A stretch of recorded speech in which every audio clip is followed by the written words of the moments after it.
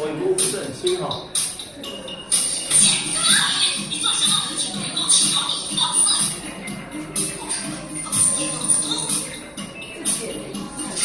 这剪的太衰了。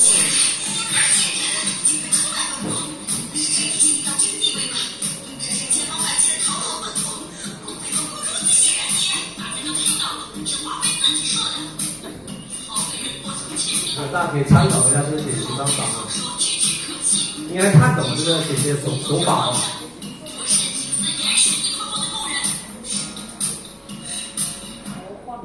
看懂了这个视频了哈，它的拍摄也很晃，对不对？画面也不是说特别的精致哦，但这种视频很有流量啊，为什么？它具备什么？搞笑幽默，对不对？你看这种方法是很有创意，对吧？咱们在场应该很多一些剪辑高手啊。剪辑的很漂亮，一定好吗？不一定，对不对？看内容，对吧？看内容，所以这个就很有创意内容，它就直接就扎动了很多人的心，对吧？这个片子大家应该见过哦。没有。就拿了，你看这片子啊，就宫廷剧嘛，对吧？就截取了一些这个剧情的一些素材，再加什么？再加它本身自己实拍，对不对？两层叠在一起啊，就可以什么？形成这种很搞笑的这种画面，对吧？啊，那平常大家如果喜欢自拍的话，对吧？你可以参与好，你放门口，你放前台。导演是吧？参与拍摄啊，是，你放到签到的地方。好。他仰目对视着我，从他的胸口掏出了一块金灿灿的名表，准备给我戴上。安静默默地把我的手握得紧紧。老师啊，还是这样，这个越画越大，看前两个。今天很早了啊，一几年拍的。大家如果要拍短视频，就要敢拍嘛，对不对？我大学的时候拍那个捡垃圾都得亲自去扮演这样的角色都有。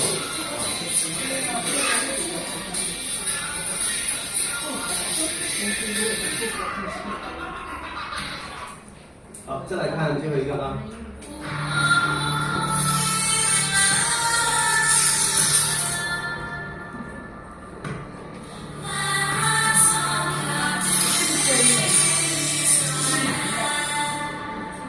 机器人。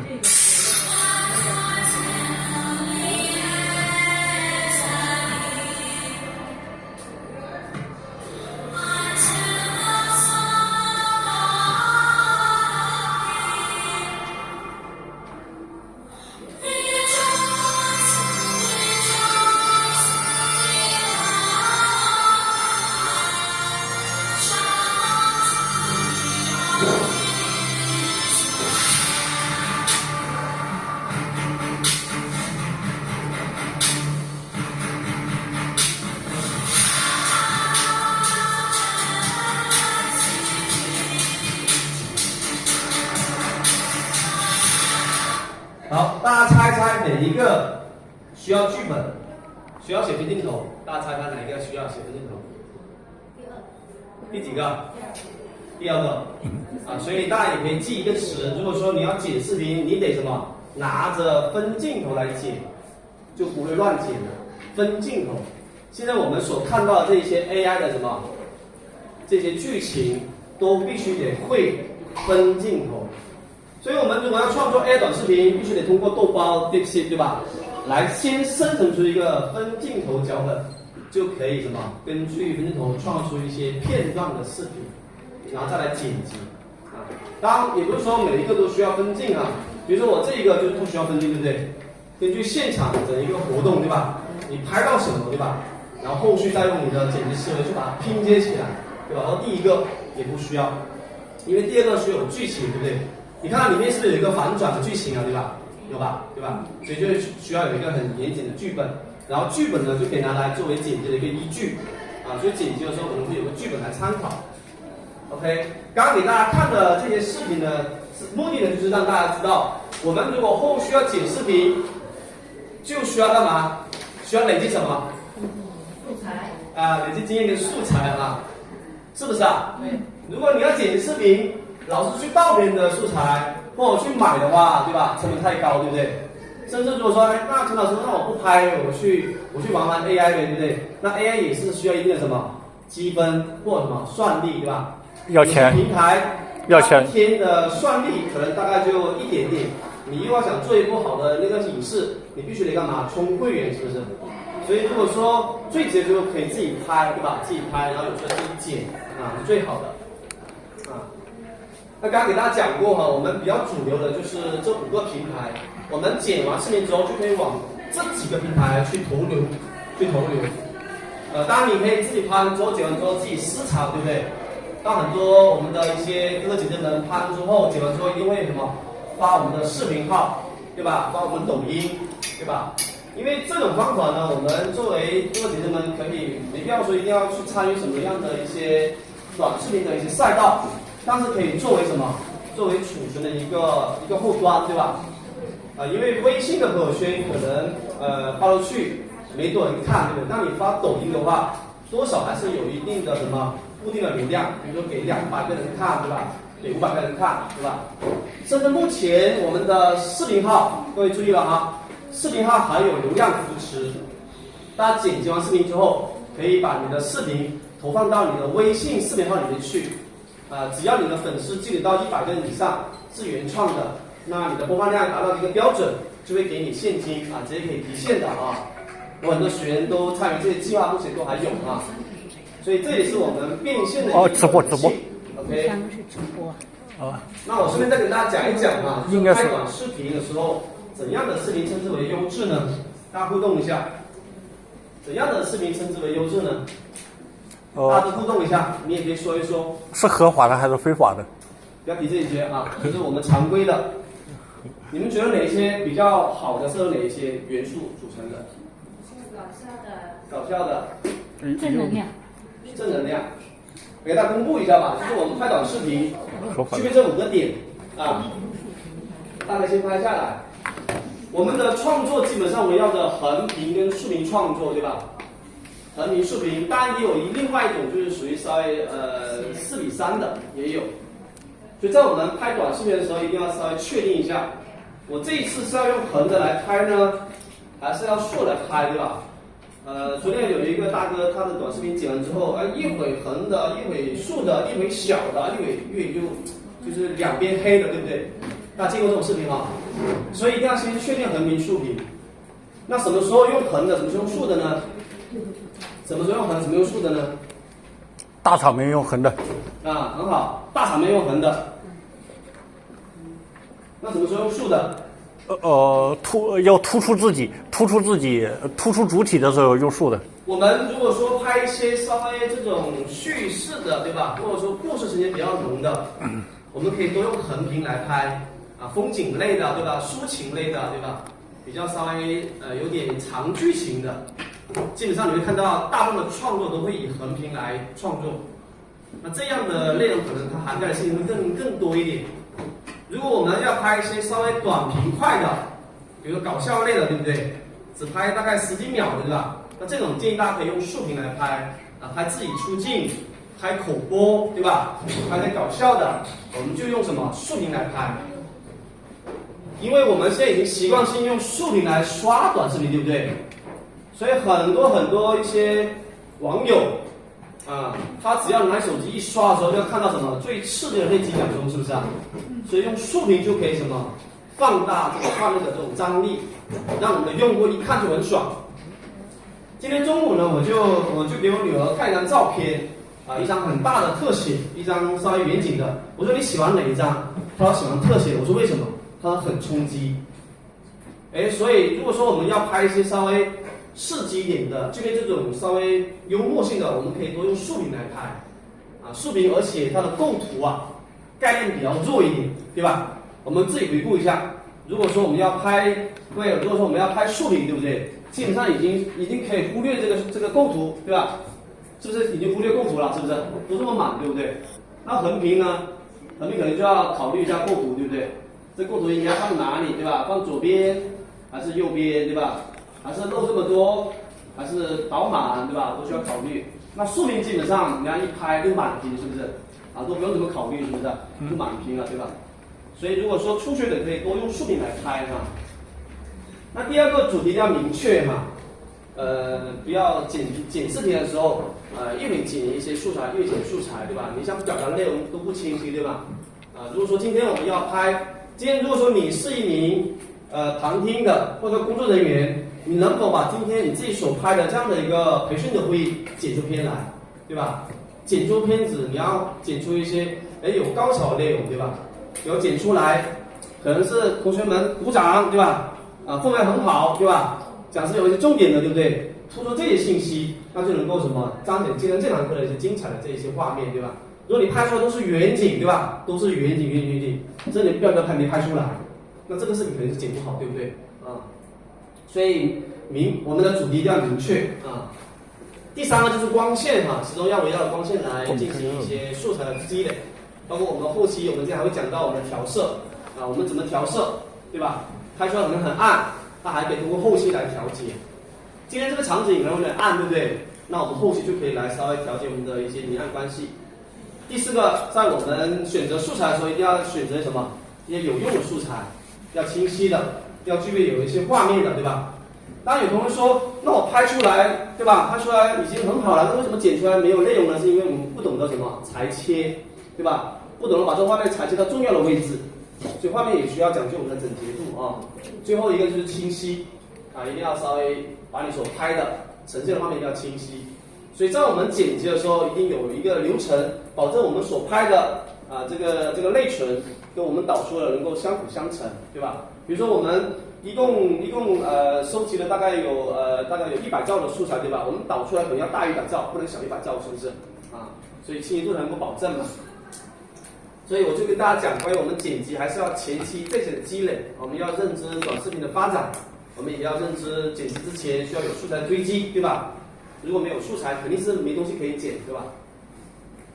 好，那最后就是跟大家讲讲，给大家普及一下就是说我们要拍短视频，对吧？上节课我们学了拍照片，对不对？这节我给大家加一点点内容哈，就是我们怎么来拍素材。首先，我们手机是不是有防抖的功能？大家检查一下，看有没有防抖功能。2000块钱以上的手机的录像，看看有没有那个防抖的工具。有没有？找一找。如果没有呢，你下次可以找我，帮你看看能不能找出这个功能哈。防抖之后分辨率就降了。防抖呢，它有个缺陷，防抖之后它不能做长焦对，这有个防抖，对。然后分辨率降了。分辨率会降低所以一般我们如果说初学者，对，打开就防抖就它有缺陷。打开的会稳一些它会有计算，对吧？但是呢，它的镜头会压缩，超级防抖一点问老师。当然，一般我是不太建议大家去开如果说你实在不稳的话，你就开一开第二个就是用云台、用三脚架的比如说用云台、用三脚架，对吧？至少能够稍微加持一下，是不是？可以稳定一点第三种就是可以用后期的什么处理。原来剪映当中还可以什么，把你某个片段感觉很抖的稍微加持一下，还是能用的所以层层去把握它的稳定性、它的清晰度，保证我们输出的时候也能够好看一点，对吧？当然，我是推荐大家从物理上去降抖从物理上去降抖，就是我们所说的忍者小碎步的拍视频的一个手法，给大家先看看我们的。平常我们一般怎么拍的给大家先看看我们的理论的一些字眼微小声速记，我一般是这么来给大家传播这个拍摄的一样的一个秘诀大家看看平常我拍的时候呢，一般我会选择什么呢？就是身体，包括我的一些拍摄的一些姿势都会有变化那一般我拍摄的时候，大家可以看我先启动一下录像，对不对？启动录像。启动录像之后呢，上面有人问对吧？录像呢只有一个横屏，对吧？如果说你要调它，只能调横屏了如果说你要竖屏，就是这样拿，横屏这样拿，对吧？一般我们基本上身体呢，我们身体先稍微什么，整个重心一般是下沉一点，下沉。你看到很多一些拍摄都是会什么下沉身体，对不对？膝盖稍微什么弯曲就可以了这是我们保证身体能够有个稳的一个状态，然后步子不要太大步这是我们身体一定要做的稍微降下身体。微微的弯曲就可以了。然后我们脚怎么走呢？平常我们脚看到很多一些初学的哈，就基本上是平平的去拍，对不对？啊，这样拍，这样拍的话，可能它的那个晃动性太大了。一般我拍的时候会稍微什么，脚跟先落地的，啊，脚跟先落地，脚先往前，这是前推。那反之往后拉的话，你就什么，相反就可以了。啊，这时候注意哈，就是后拉镜头的时候要注意就是环境问题。今天很多一些学员拍不好就掉坑里都有，是不是？很多哈，对吧？就啪咚下去了，对吧？啪一撞，对吧？那个啪手机卡掉，对不对？啊，所以往后拉镜头的时候要注意安全，我这里标注了注意安全啊。所以我们的身体、我们的步伐，一个是我们的什么？我们的上半身，上半身一般我会稍微夹紧身体多一点。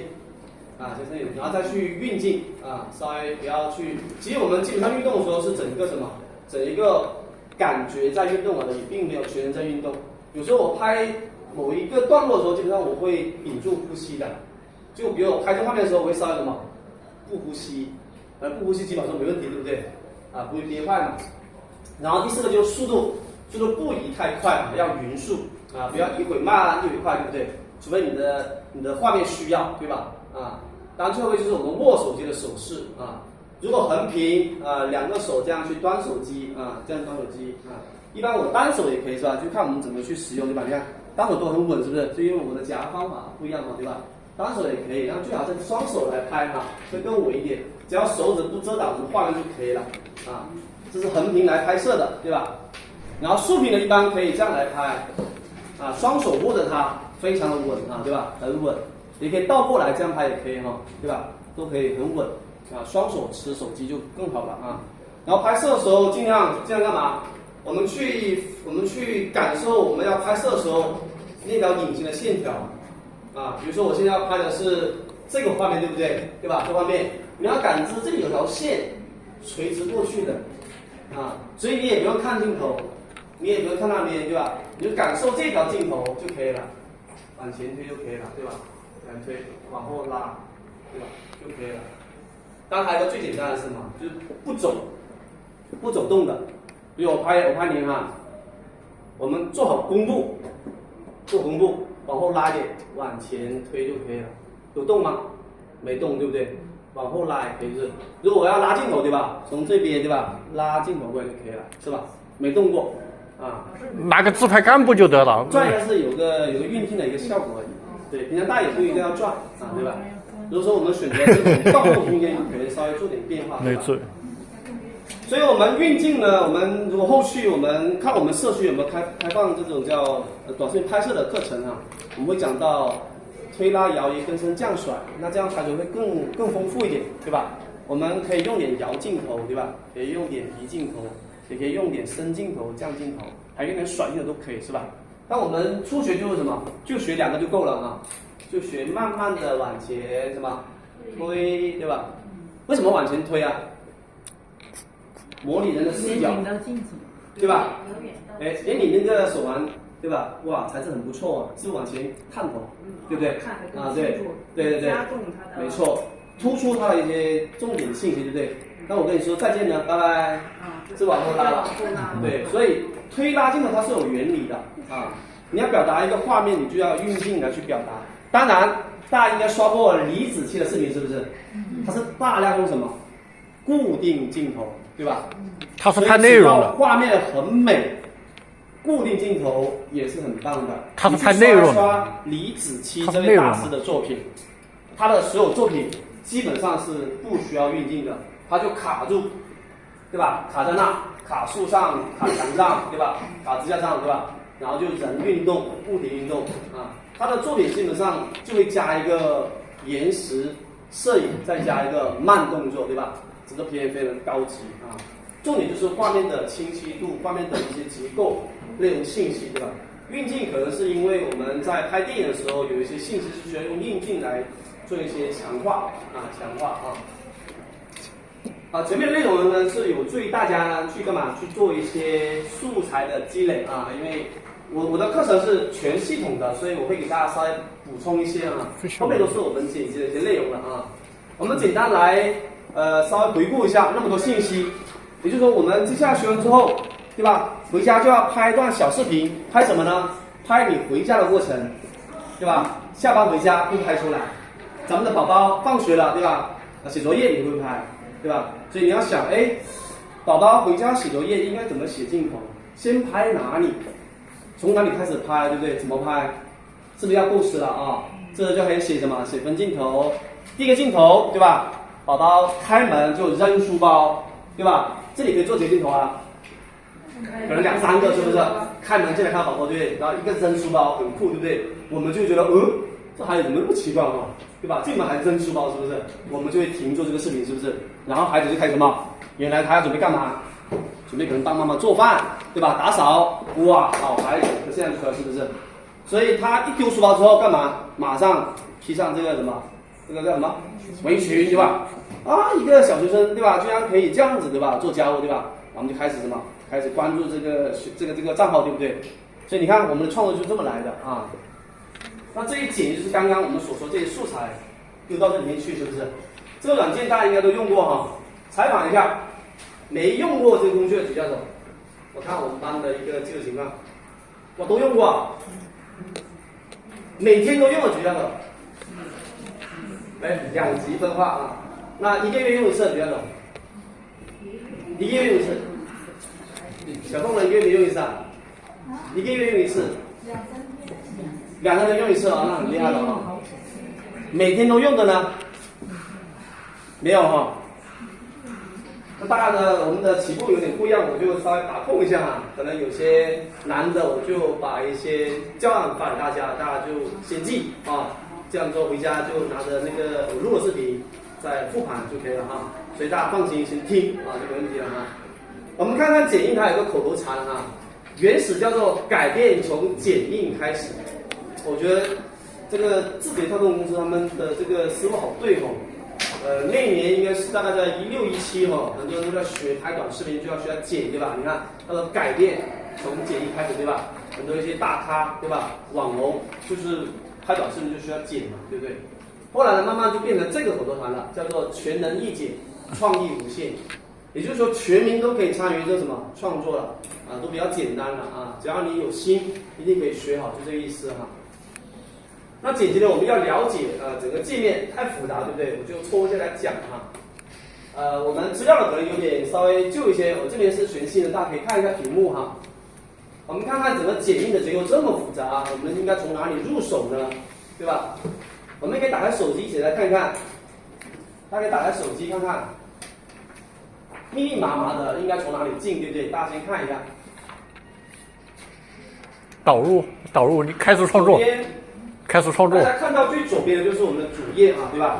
开始创作。来，我们主页哈，我们主页最下面就是有4个端口，一把剪刀，一个剪同款，一个图片设计，还有我的，对吧？我的就是我们的一个登录的入口嘛，对吧？个人信息，还有草稿，还有资料嘛。基本上是用它的。我们看一下我的哈，现在目前是在我这个位置，对吧？我的不，剪刀这里，剪辑这里。好，点剪辑就会有这个页面，对不对？啊，如果说我们拍摄完之后，我们已经筛选完了素材了，对吧？那就要开始创作，就只能从这里进来，从这里进来，把所有的一些图片啊、视频啊，都从这里面导入进去，啊，导入进去。我们先不用点，因为我们先了解这个界面就好了。如果我们是一些稍微碎片化的图片，我们可以一键成片，对吧？很多哥哥姐姐们呢，就是拍一些户外的，对吧？拍花呀、拍鸟啊，对不对？拍河流啊，想要快速出片的，不妨可以直接扔进来，用一些简易的模板，它会自动筛选出一些匹配你的一些素材的一些这样的一些风格啊，帮你做成一个小短片啊，这个就简单一点，不需要任何的一些剪辑的功底的。你把素材交给他，你只欣赏哪个比较好的就可以了。这是一个一键成片。那这一栏就是我们的草稿了啊，大家注意看好我们的草稿。就我们剪辑完之后，我们也不用担心剪完之后突然间没电啊或者丢失啊，不会，它会在你剪完之后最后一个动作保持下来，所有的信息都会在里面储存着啊。所以我们点开全部，里面就有你剪过一些素材了啊。那热门工具呢太多了，我就稍微讲几个哈。首先，热门工具呢分 AI 类的，还有传统类的。AI 类的这两个是比较常用的，一个叫 AI 故事成篇，说白了就是你丢一段文字给它，它就会自动生成出一些视频画面，要钱不这个功能？如果想要更好的话，它可以让你选择 VIP 哈。然后第二类的就是我们的 AI 视频生成，那这一块的话可能质量会更好一点。这两块的话有点不一样哈，回头大家可以进里面实操一下。然后底下这些什么提示词啊，这些没什么用的哈。提示词你平常如果说要拍口播对吧？如果你选择了用这个界面来拍，它就会弹出一些你的文案，你可以导入进去，它的文案就会显示在你手机的界面，你就可以什么边看提示词边来朗读你的内容，就不需要背了就是不需要背了。然后我们看点开更多，大家点开更多人就会跳到这两个页面了，对吧？很多，所以真正想要去玩，还有很多地方可以玩的哈。来，大家看看哈，我们 AI 成篇视频制作分了几类哈，还有图片编辑。AI 成篇大家讲过了，我们视频编辑基本上也就是那些 AI 的画面。数字人一般般大家可以不用用这个数字人。如果说你喜欢数字人，可以用极梦来用极梦目前已经很厉害了。然后图片的编辑，我推荐大家可以用一个叫做智能设计。对，因为今天我们不在我们的讲课内容大家都可以去用一下智能设计，也很厉害的也很厉害的智能设计。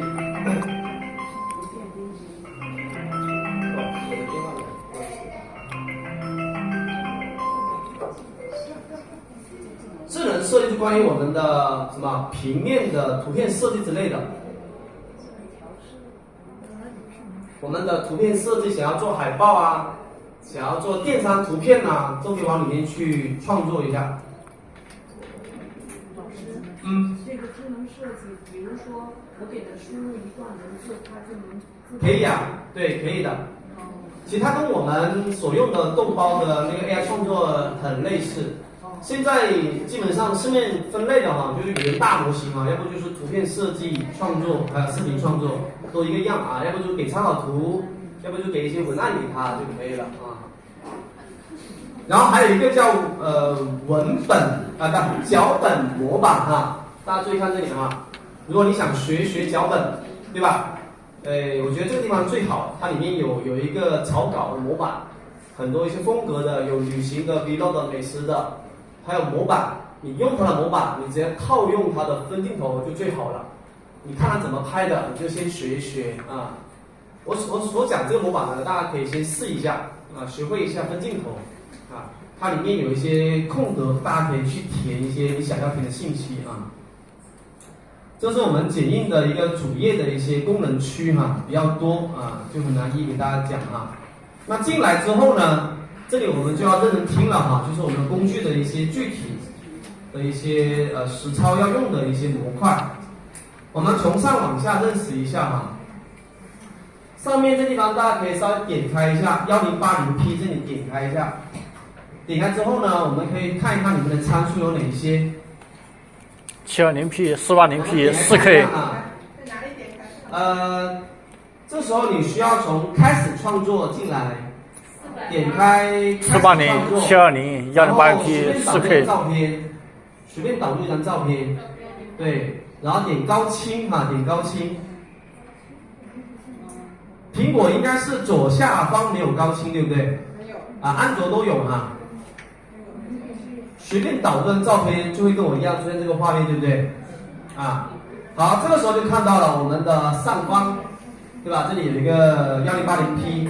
这个地方它偶尔还会有变化，所以我们一定要什么？一定要观察，要调到1080P 以上，不要调720，也不要调480了这里的意思就是，我等一下会讲就是我们视频的清晰度的意思1080就是标准的，平台也只接受这个标准平台也只接受这个标准，太大的话它会压缩你的视频像这个帧率帧率码率我们调为帧率大调30帧基本上没问题哈。如果你的视频都是慢动作为主，你可以调60帧啊。就你拍的都是一些很唯美的哈，很慢的那种啊，你可以调60帧。帧率的意思就是1秒钟有多少张照片啊，所以你自己数一数，1秒钟晃过30张，晃过60张，对吧？证明这个画面就会很精细了，对不对？所以大家就回头自己去选择就可以了。选完之后呢，就直接点回1080，它就可以收回去了啊。然后呢，等我们全部制作完之后，就可以点这个导出哈，因为目前创作就不用点它哈，所以从上往下讲啊。好，这个区域要跟大家讲一下，这个区叫预览区。各位同学，我们看预览区什么用啊？预览区呢有一个非常关键的一个地方叫编辑我们的画面的。我们现在稍微激活一下这个主轨道的素材，我们点一下素材，点一下它，对吧？那这个时候是不是出现一个边边啊？有没有？对，红边，我们要激活这个素材。接下来我们要操作的话，记得哈，你要对哪一个素材进行编辑，你就得什么激活它。你点一下它就激活，对不对？变白色框框，对不对？然后它就会什么？同时那里出现一个红边，对吧？对，红边。大家用2个手指头去调节一下画面，用你的手指头去移动一下，可不可以移动？啊，可以移动哈，对，大家实操一下。所以我们拍的素材，如果说你并没有把我们的主体拍出来，这个时候就可以稍微去挪动一下画面的位置。也就是说，我们这里有个画布，对吧？画布，只要我们的内容超出画布，就能够看到完整的信息了。所以你拍的时候，如果说你的这个主角放这里，对不对？很明显构图不对，对不对？你就把这个人物什么拖到中间来，是不是？啊，拖中间来，放大一点点，这是一个技巧啊。所以你看到很多一些大片都是后期需要去调节画面啊。这一步哈，跟大家讲啊，很多人都不会跟你讲的啊，你不信你去网上问他。因为真正要把片子拍好很难，但是可以通过2次剪辑的时候，把画面呢完整的呈现出更高级的构图，所以就需要用这个动作去调节哈。好，再往下，这一层啊，这一层基本上就是我们作为预览的，看看时间表，对吧？点播放，对吧？这个关联素材的，这里是返回键，这个是全屏播放的。啊，点播放啊，是不是就滚动起来啊？点这个就全屏横屏播放。为什么要全屏呢？你可以偶尔检查一下你的视频，看有没有漏边、漏白边、漏黑边，对吧？字体被遮挡等等，效果都要看一下，预览一下啊。那在底下呢，就是我们的主轨道的信息了啊。最左边有一个小喇叭，对吧？一般我们创作的时候是先小喇叭关闭掉的啊。大部分的创作是后期配音为主。所以各位，如果说你录视频又没有带麦克风，对吧？录的时候就很嘈杂啊，所以一般我们把原音先消掉啊，消掉。然后这里还有一个什么？还有一个封面设计，对不对？我们出片之前，也就是在按导出之前，我们一定要什么？选择一个封面啊，选一个封面。这基本上我们不用啊，这个一键什么不用啊。好，主轨道的信息可以堆什么呢？它只能堆积什么？只能堆积图片跟视频，大家记一下，主轨道的内容只能堆积图片跟视频，视频多长就多长，可以根据变数来延长时间，图片可以无限延长时间，啊，就这个地方啊，只能放图片跟视频，啊，那底下这些呢层级呢，就是我们的一些其他轨道了，比如像音频轨道，对吧？文字轨道、图片轨道、视频轨道，它往下延伸，啊。然后这个加号呢，就是增加素材的。刚刚我们进去的时候，如果说只放了11条素材，对吧？想后期再加，可以选择这个加号，再增加第11条素材，也可以通过画中画再加一条素材。啊，只有这2个方法了啊，没有其他方法可以另外再加素材的。好，这个叫显示帧啊。当我们点播放啊，它这条帧呢就会往右什么播放起来啊，播放起来，显示帧。最底下就是功能区了，大家来看看功能区，我就分2大页啊，2大页都是常用的了啊。一共有几个功能？一共差不多有10几个啊，13、14个功能。我们从左往右看一下，认识一下它们啊。先认识一下嘛，我们因为讲的时候会讲说回到一级菜单栏，大家都回到这里哈。所以一级菜单栏虽然说只有3个，但它里面有2级菜单栏，还有3级菜单栏，还有4级菜单栏，很多啊。一级菜单栏呢，它分为左到右哈，看看啊，有剪辑对不对？剪刀是常用的，对吧？然后呢，音频啊，剪辑常用的就是裁剪一些素材用的，对不对？然后音频就是放音乐的，对不对？放音乐的。文本跟帖子就是放一些文字的啊，文本跟帖子。文本可以编辑，帖子不能编辑。啊，画中画，还有特效，啊，特效就是一些特殊的效果嘛，对不对？什么雪花啊，对吧？烟花这些啊，对吧？闪光啊这些啊。好，然后呢，我们的第2个页面呢有一个什么 AI 生成，对不对？大家看到没有？啊，以前叫 AI 素材，啊，现在叫 AI 生成，对不对？啊。然后滤镜和调节是一块的，各位同学，就滤镜和调节它们是一块的，它们是一家的哈。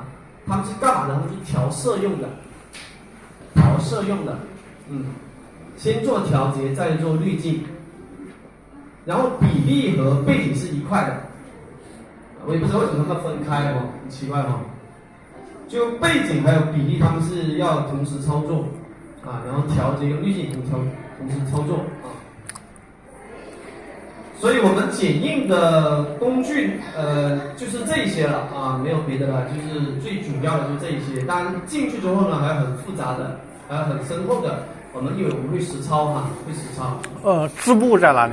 啊，哪个？字幕就是文字啊，文本。文本里面就可以做字幕的啊。对。是自动是机器字幕，还是要我手敲进去？啊，对，等一下我们会稍微给大家介绍一下字幕里面的功能啊。字幕的里面分自动识别，也有一些手动添加，也有 AI 的。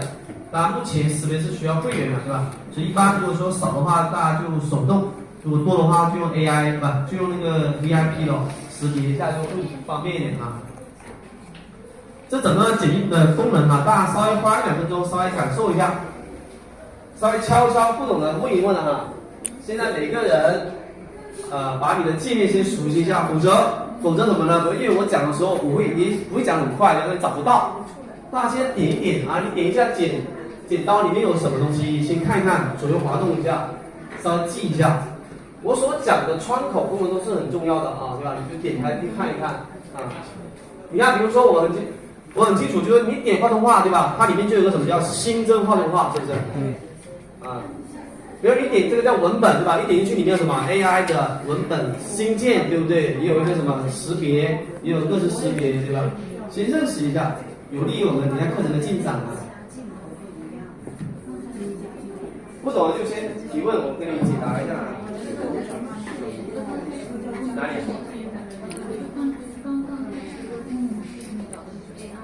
啊，这个。哦，你这是比较老版本，就是下面。对，在这里更新的。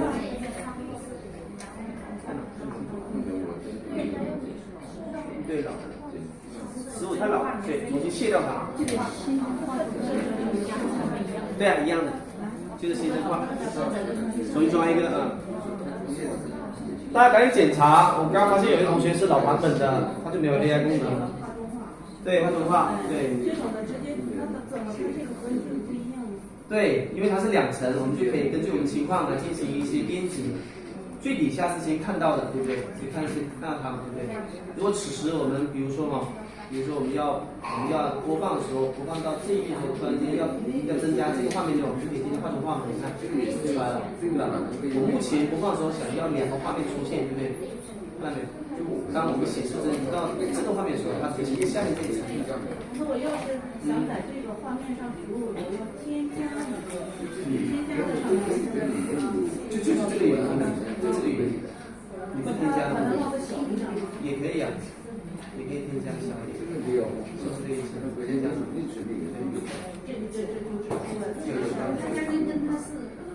它也可以拖动的，对。也可以把它对。后来出现也可以。图片可以无限延长的。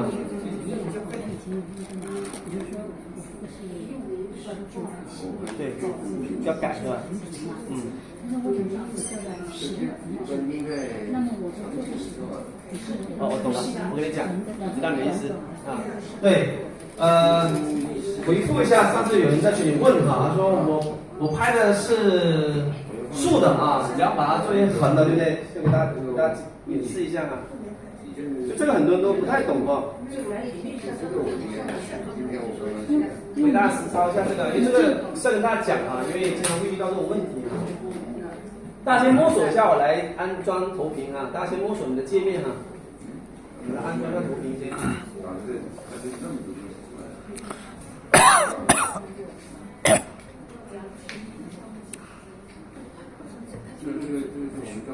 你不懂的，你可以先记下来在你画面当中哈、因为你看到每个界面不太认识的、啊。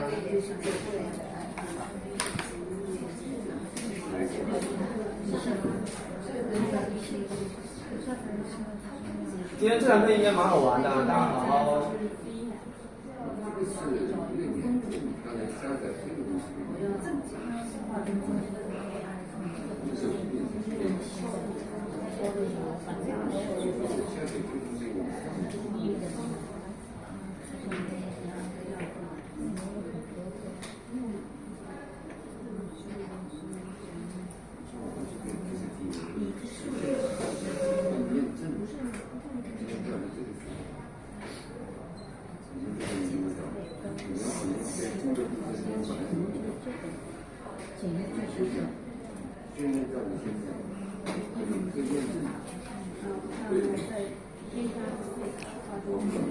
哦，这个剪映的话，电脑版跟手机版有区别吗？有很大区别。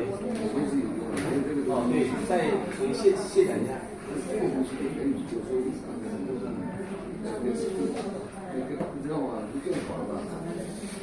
没问题，可以，对，没事，可以用。我帮你下进去。